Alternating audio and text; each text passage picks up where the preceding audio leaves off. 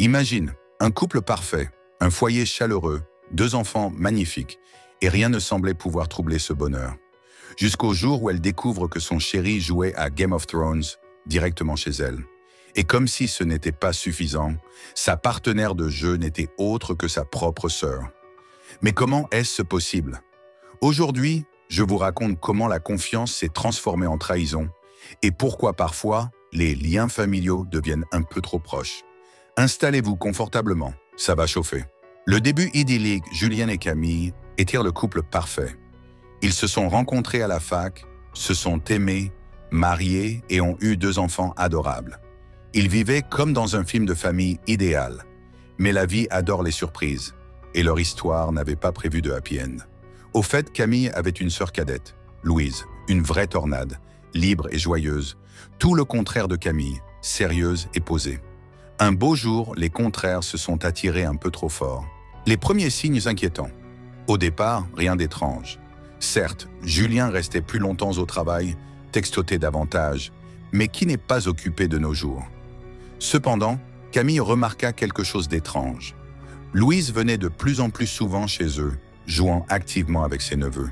Quelle tante formidable, pensait Camille. Ah, si seulement elle savait. Le Game of Thrones familial. Un jour, Camille lut par accident un message sur le téléphone de Julien. C'était super hier soir, on remet ça, envoyé par Louise. Le choc fut immédiat. Son cœur tomba, ses yeux s'écarquillèrent et ses pensées s'éparpillèrent. Le scandale éclata évidemment. Julien se justifia en disant « C'est arrivé tout seul ». Louise parlait d'un moment de faiblesse. Mais apparemment, ce moment avait duré plusieurs mois. Après la tempête, après un tel choc, impossible de continuer comme avant. Camille prit ses affaires, les enfants, et partit vivre ailleurs.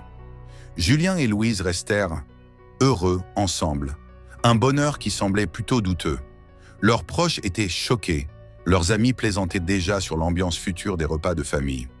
Camille, après avoir beaucoup souffert, décida d'aller de l'avant. Elle se mit au yoga, prit soin d'elle, et devinez quoi? Il y a une vie après la trahison, et elle est parfois meilleure qu'avant. Ce qu'il manque à l'histoire. Malgré tous ces rebondissements, il reste une question en suspens. Comment Julien et Louise vivent-ils réellement leur relation aujourd'hui? Sont-ils toujours ensemble? Ont-ils vraiment trouvé le bonheur? Ou leur histoire était-elle vouée à l'échec dès le départ?